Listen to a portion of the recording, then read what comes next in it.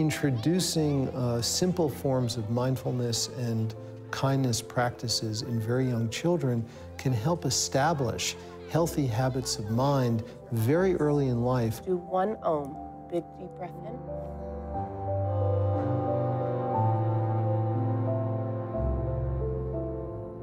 I do believe that the work we're doing right now is in such an important developmental stage where their brains are really changing. Because of that, I believe that this work right now is going to affect them for the rest of their life.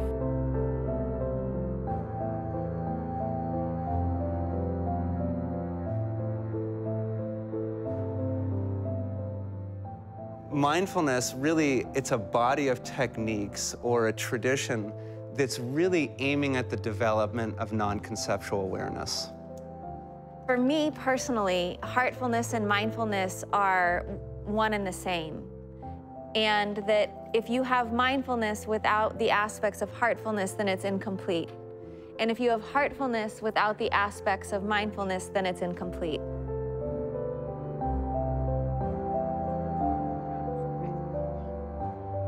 All right. Okay, everybody move to our yoga circle. All right, guys, have a seat. Huh? Not till the end, okay? Have a seat in our yoga circle. Perfect. Close your eyes. Relax your mind. Listen for the bell. Listen for the bell. Good. Shh.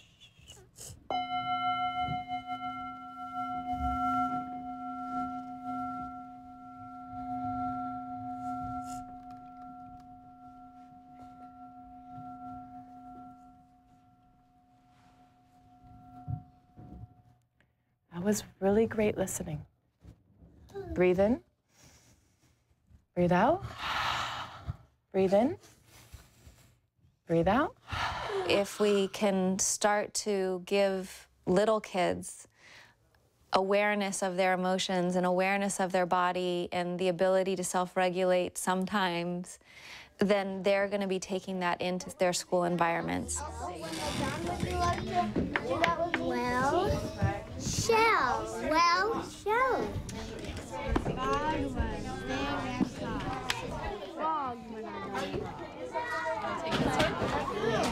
Because that was so funny. They eat a hot dog instead of a frog. Start reading. Let me see you reading. Reading and writing used to be taught in 1st grade, and it's moved to kindergarten. And there's a lot of debate about whether that's appropriate, but the reality is that's what is expected right now, whether you believe that it's right or not. And I do see kids struggle with not being able to sit down and do a task, and it is because they cannot focus long enough. If we are going to ask them to do all of these things, it is so important that we give them the tools to do it. I think it's so important for this age. Otherwise, they're floundering. I like my rocking chair. I like to tuck me in.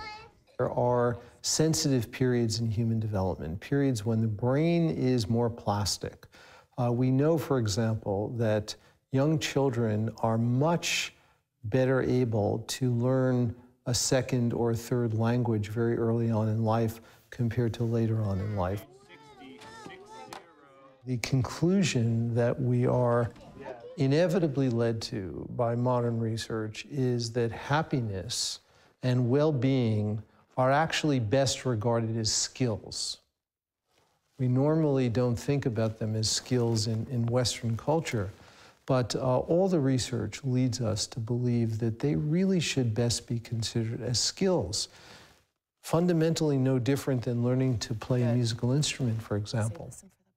Listen for the bell.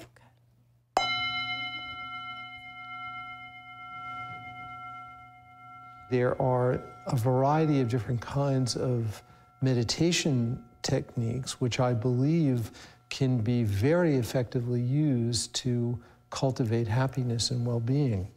And those are among the, I think, most important methods that can be harnessed by individuals and studied by Western science. Wow, that was very nice listening. Breathe in. Breathe out. The way in which these practices, I think, can best be taught is with very short periods of practice. And I think those short periods of practice, when they occur repeatedly over time, several times a day, can be very, very effective.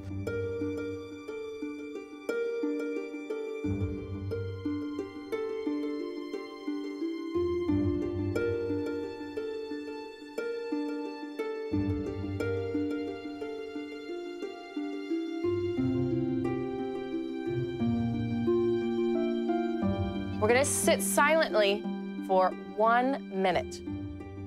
We're going to be listening for every sound that we can hear. I've opened the window so that maybe we could hear some outside sounds. Maybe you can hear some sounds from upstairs. Ready? I'm going to set the timer. Here we go.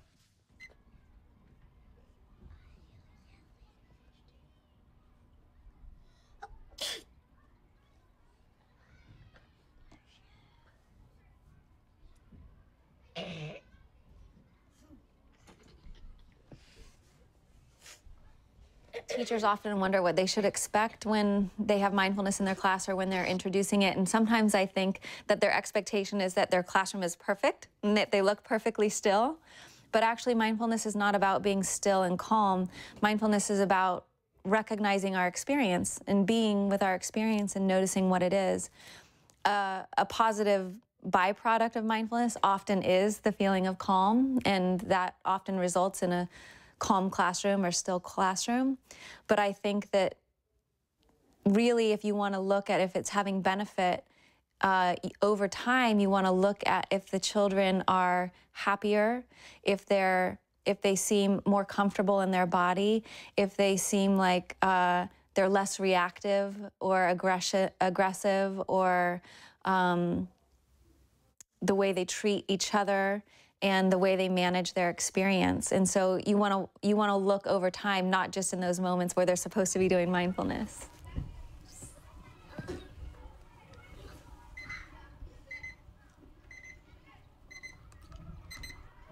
There were a ton of sounds.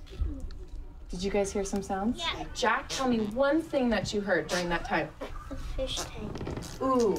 Jalen, did you hear anything from outside? I heard echo. Ooh, echoes. I kind of heard that too, because there were some kids right here next to our room and there was some echoing. Younger kids don't need a lot of time. If you can get them to be attentive in their bodies with stillness, whether they're paying attention to their breath or they're just kind of there in silence or they're noticing sound or sensation in their body, even if we just have a minute doing that each day, they're going to start to become familiar with what it's like to have that intentional presence and attention in their body. The next time that it rains hard, what we're going to do is turn off the lights and everybody gets to sit where they want. I'm going to open up all the windows and I'm going to open up the door and we're going to listen to the rain. The next time that it rains, we'll do mindful listening, okay? So be prepared for that. Will it rain inside? Do you think it'll rain inside? Maybe we let the rain inside.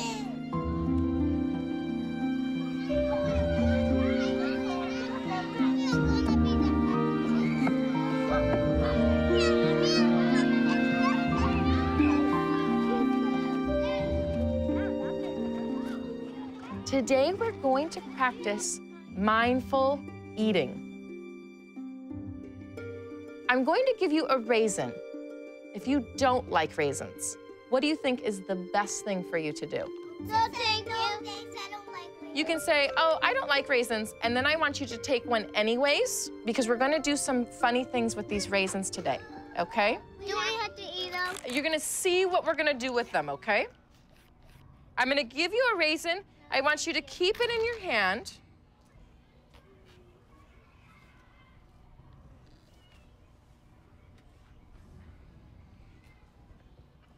Miss Harris, I'm gonna eat that raisin right now. Ooh, Miss Harris. don't eat it. Put your raisin right in the middle of your palm. Can you do it? Yep. The first thing I want you to do is look at your raisin. We're using just our eyes right now. And I want you to notice what that raisin looks like. Mine's just a plain old little stone. It looks like a plain old stone. I want for you to bring up your raisin to your nose. Not even.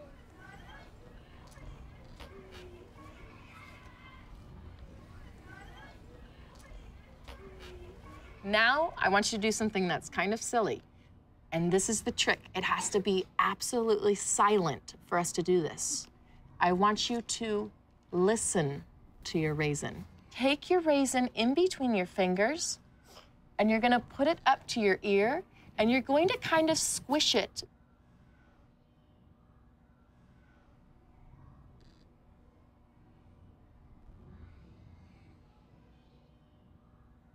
I want you, don't do it yet, you're just going to put it on your tongue, okay?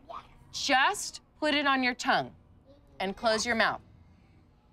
Yes. Hold it there. Really good. Hold it there.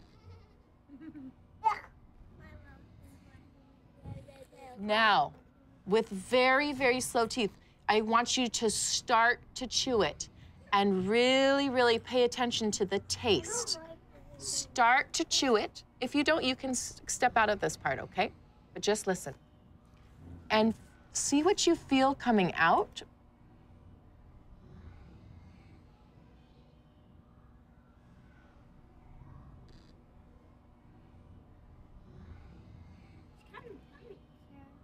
When it's all chewed, you can swallow it. Now, I want you to remember your raisin and see if you can eat mindfully, okay? Awesome job.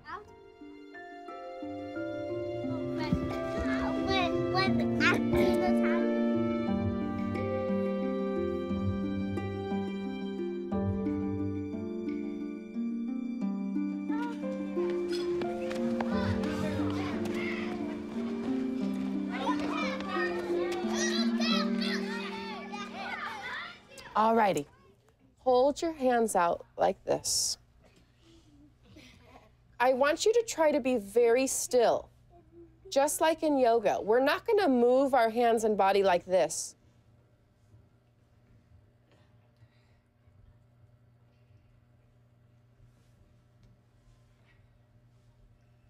Nice. Now, everybody look at your fingertips. Can you see them? Do you know where your hands are? Are you sure?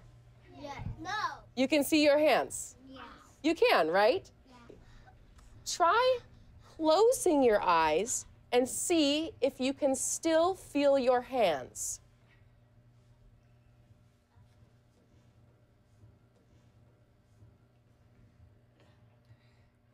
You're going to move your hands together very slowly and see if you can match your fingers with your eyes open.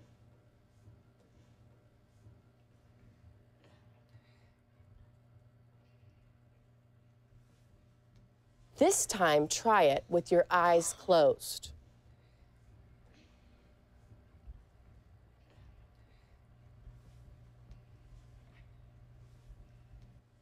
Let's take a step like we were just learning to walk. Lift your leg very slowly.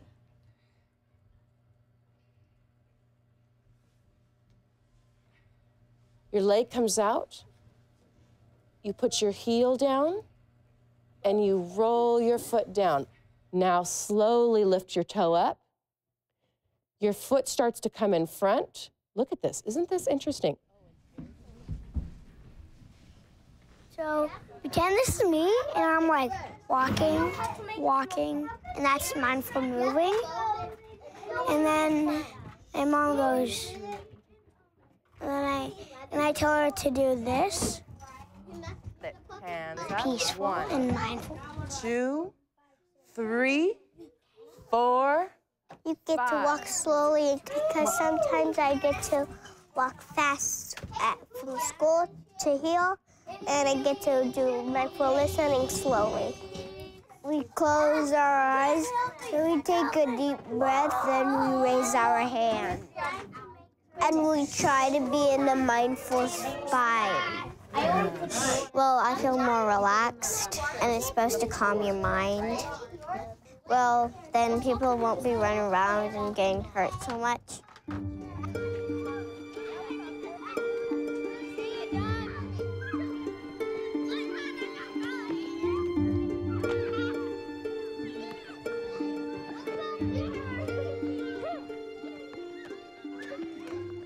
Even though we do the mindfulness sessions and we talk just about mindfulness, it is so ingrained in the way we move from the rug to the door and the way we sit on the rug. And you know, it's everywhere. And when you bring in the yoga, that's a lot of mindful movement too. It says we're filming today. We're filming.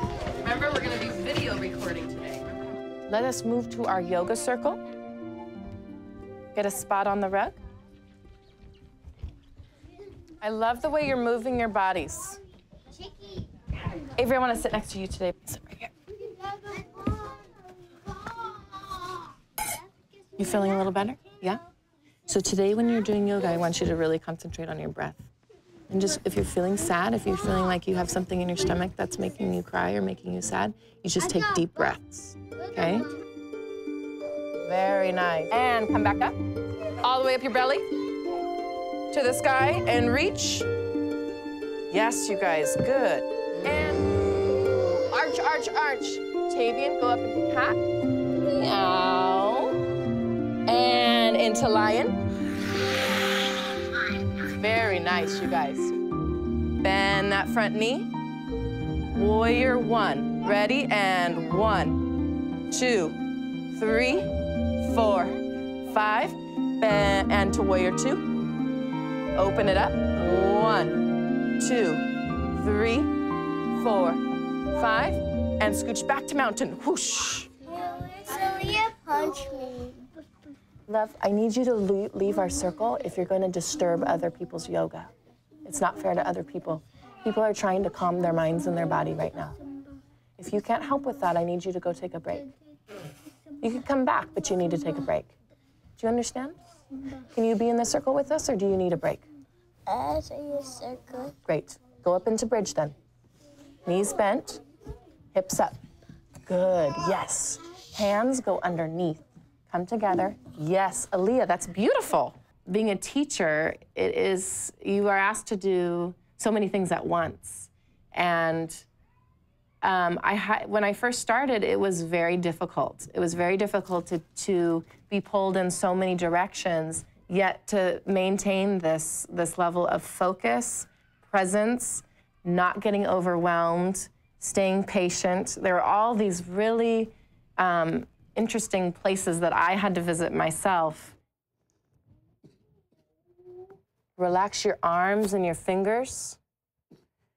See if you can actually make your body feel heavy. I began doing yoga really seriously about 3 years ago, and it really changed my idea of what I felt like when I was focused. And I imagined what if I would have had those skills when I was younger, of being able to really think about, okay, now I'm really focusing, how my schooling might be different. Focus on your face, all those muscles in your face. And I want you to see if you can actually feel your breath inside your belly. What happens during the brain during meditation very much depends upon the kind of meditation that's being practiced. Different kinds of meditation lead to different kinds of changes in the brain. Olaf, so did you. Come on over. The one thing that is common is that they all involve changes in the prefrontal cortex. The prefrontal cortex is a very large region that consists of a number of different subregions, and the prefrontal cortex is importantly involved in aspects of regulation, in the coordination of thought and feeling, and the regulation of attention and emotion. people who are teaching these methods need to be grounded in them themselves. They need to have a practice because that is a fundamental bedrock of their understanding. I demonstrated the elementary school lesson 2. It's called Finding Your Pace.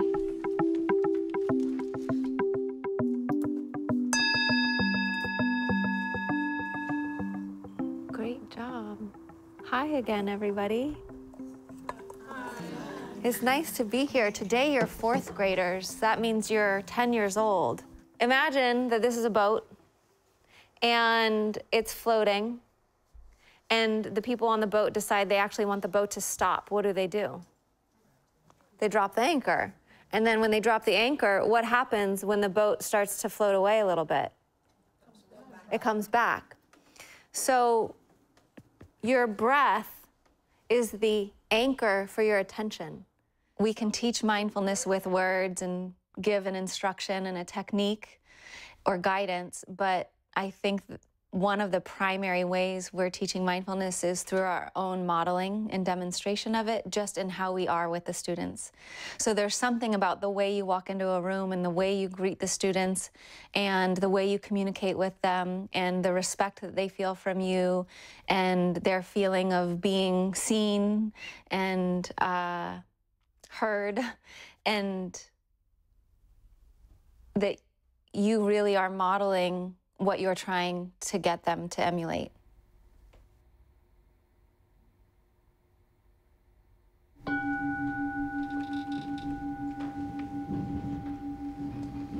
One of the reasons we sit or walk or just try mindfulness and attention training in these very simple postures first is because doing this on the fly can be a little challenging, you know, because, and that's really the development of the witness that I'm talking about, being able to witness your own reactions in real time.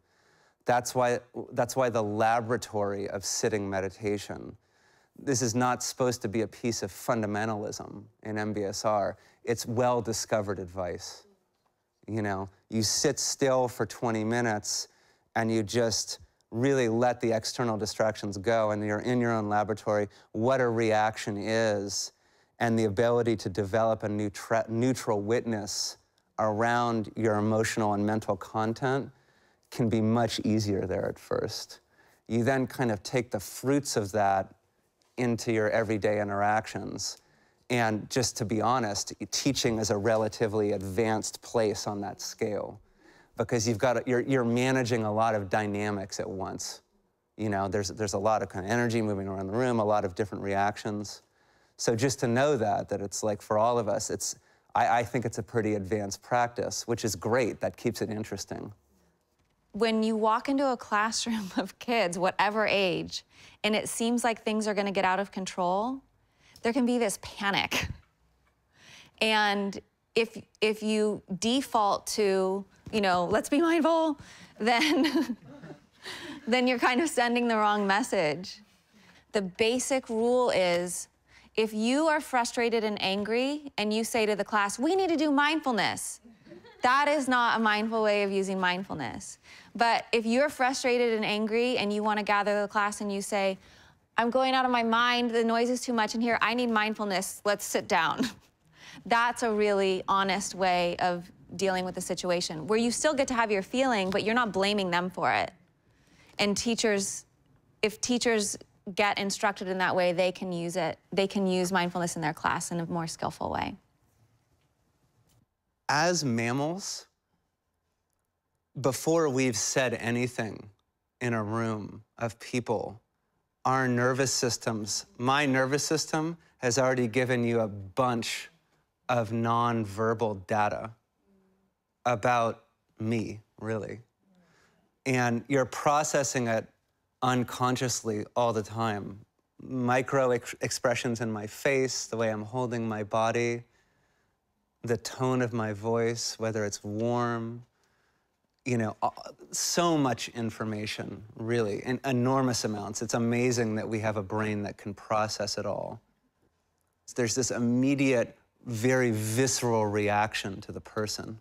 It's all there for the kid to see. It means that you come in and the quality of your awareness is your priority, is your focus. That quality before any other will determine the outcome of how you teach these programs. And slowly bending to one side. And slowly bending to the other side. And straight up. Wiggle your fingers. Stand on your toes. Jump. It's really important, if you want the entirety of the potential of mindfulness, for everybody to know that mindfulness is about noticing the entire spectrum of our emotions, and that there's no judgment placed on what we might call a good emotion or positive emotion versus a bad emotion or a negative emotion, that they're all really welcome. And when that message gets conveyed, kids actually end up feeling very relieved and safe, because it's in contrast to the message that they're usually getting, which is that behavior is not acceptable, you know, or for boys, like crying's not acceptable, or for all of us, anger is not acceptable. And suddenly you're giving them permission to have everything. All right.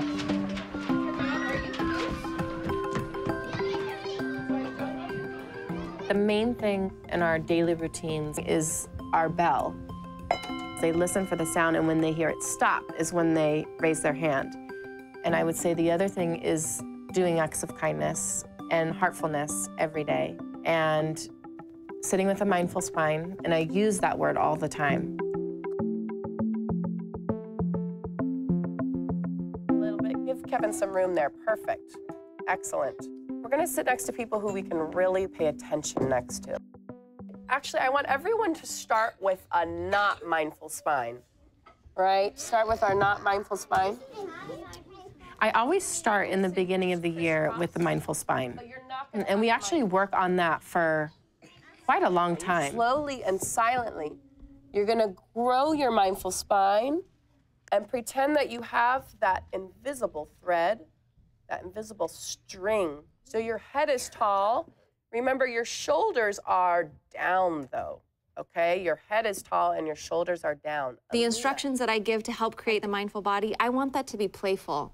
I want them to quickly realize that it's conducive to the feeling of stillness and what they're going to learn. So it's not really rules. It's more like just by being who you are and by the way that you're requesting things from them, they want to participate. And that they, when things aren't the way you set it up, so when there aren't mindful bodies, then you get to identify. You guys notice that when we're not all having mindful bodies, it makes it hard, actually, to notice the quiet sounds, or it makes it hard to notice what's happening inside.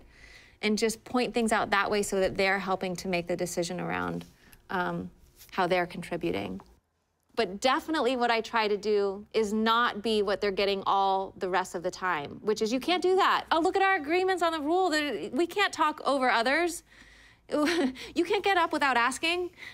They're getting that kind of pressure all the time. And I try to not mimic that.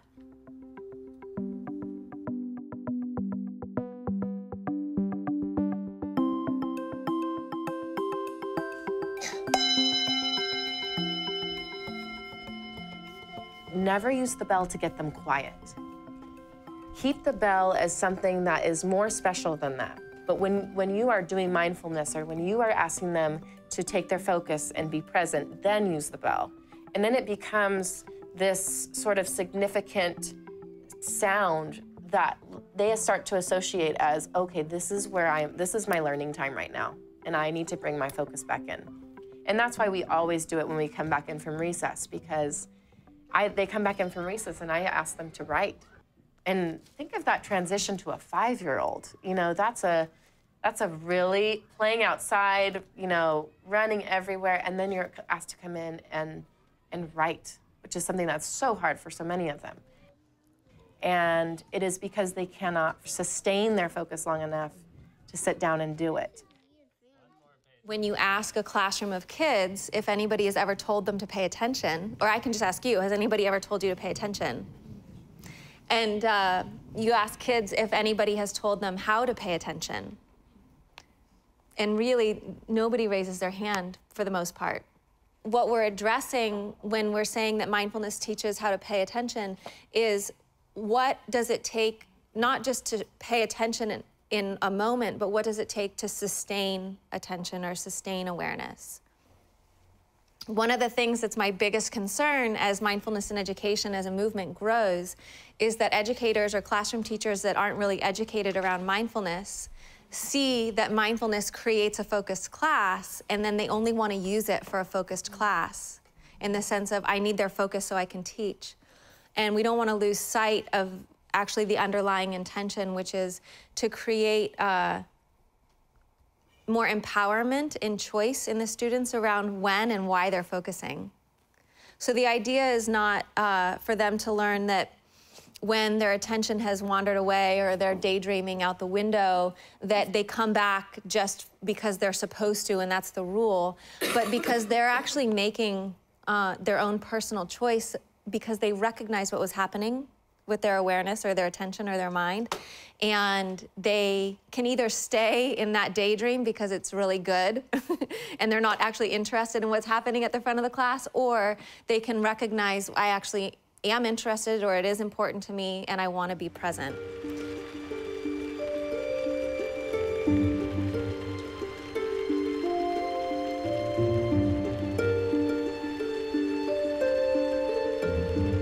Oh, I'm sorry.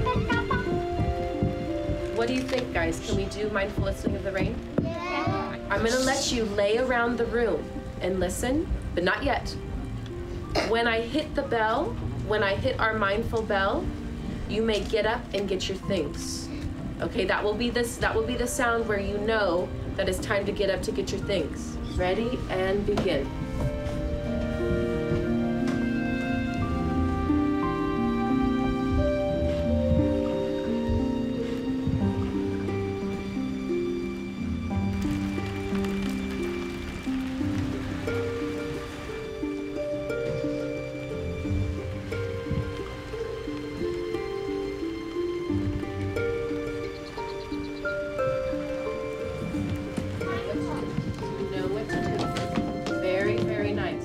I do visit the bell every day. And that's kind of like our little checkup every day.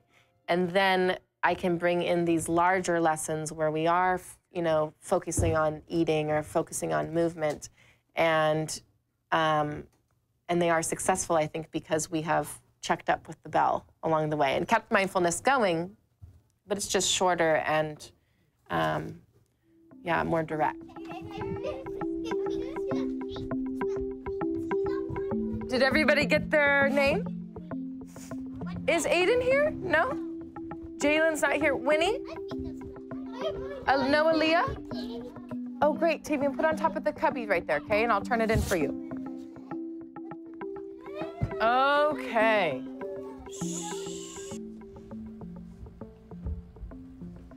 I want you to first picture Aiden in your mind.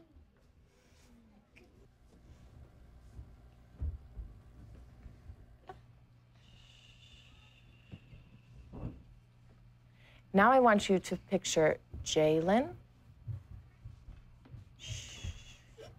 Really picture him. And now I want you to say, may you be happy. May you be healthy. And may you be peaceful. Whenever we have somebody that's absent in here, and I know it's because they're sick, we actually stop in the morning and we close our eyes and we send good thoughts to that person. And there's something about that action of stopping and noticing that somebody who is a part of our community is not here, and it's because they're not feeling well. It could be somebody who has already passed, too. Think of that person, close your eyes, and have that person right in front of you. May you be happy. May you be healthy. When an individual is practicing compassion practices that are explicitly designed to cultivate compassion, there is a synchrony that occurs between changes that are going on in the heart and changes that are going on in a specific place in the brain where we know that information from the heart projects. This is an area of the brain called the insula, and it literally has a map of the visceral organs in the body and monitors the activity in those organs, as well as sends signals to those organs. And it's an area that's very important in mind-body interaction. For me personally, heartfulness and mindfulness are one and the same. And that if you have mindfulness without the aspects of heartfulness, then it's incomplete. And if you have heartfulness without the aspects of mindfulness, then it's incomplete. And if we only had a program that was how to listen and how to breathe and how to see and how to eat mindfully, and you didn't bring in the softer qualities, then it would be a very dry program and it would feel rigid. And mindfulness is the act of observation or the act of witnessing something as it is. And heartfulness is our attitude toward it or our relationship to it and the softening of your heart and attention. And if you have heartfulness without mindfulness, then you have maybe you're overly sensitive or compassionate to the point of the sacrifice of yourself, or not seeing things as they are, or not allowing people their own process. So if you're having compassion and empathy, the heartfulness side, and you bring in the observation side, so you witness your own experience toward those emotions, then you're complete again. So that's what these lessons are to me.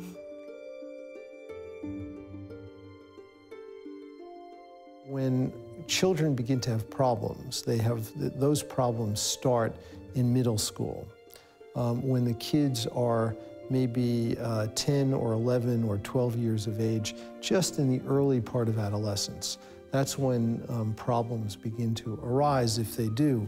And if we can teach children earlier these healthy habits of mind, we have the opportunity to possibly prevent or decrease the severity of those problems arising if they do during adolescence. Going on a field trip. I really don't want mindfulness to become another disciplinary tool. Mindfulness is meant to actually have an attitude of acceptance and caring, and discipline often has an attitude of non-acceptance or wanting to control. I hope that mindfulness is used as a way of bringing people together and showing acceptance around the class and their behavior, not just for the purpose of making them calm when the teacher wants them to be. Yes, baby. The most significant change that I've seen is the ability for them to talk about their focus. So I've seen a lot of increase in focus, but the most interesting part for me is for them to be able to recognize when they can't focus and when they can focus. Good morning, everyone. See if you can lift your hands. So balance poses help us focus our mind. So find your drishti spot and bring your hands back down. We're gonna come all the way to inhale, sweetie.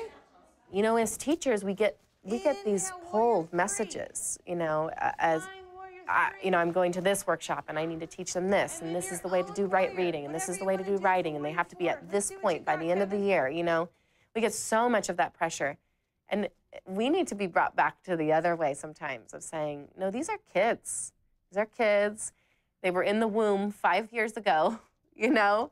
We have to remember that because they're little and they're small, and they need help. They need help knowing how to be here, and I think mindfulness is a good way to really show them an easier way to integrate, an easier way to transition, an easier way to be aware of themselves and how they interact with others. It's just kind of, it's like a string that connects a lot of things. That's how I kind of think of it. That missing, it's the missing link. Peaceful. May you be safe and protected. May you be healthy and strong and free. May you be healthy and strong and And may you accept yourself just as you are.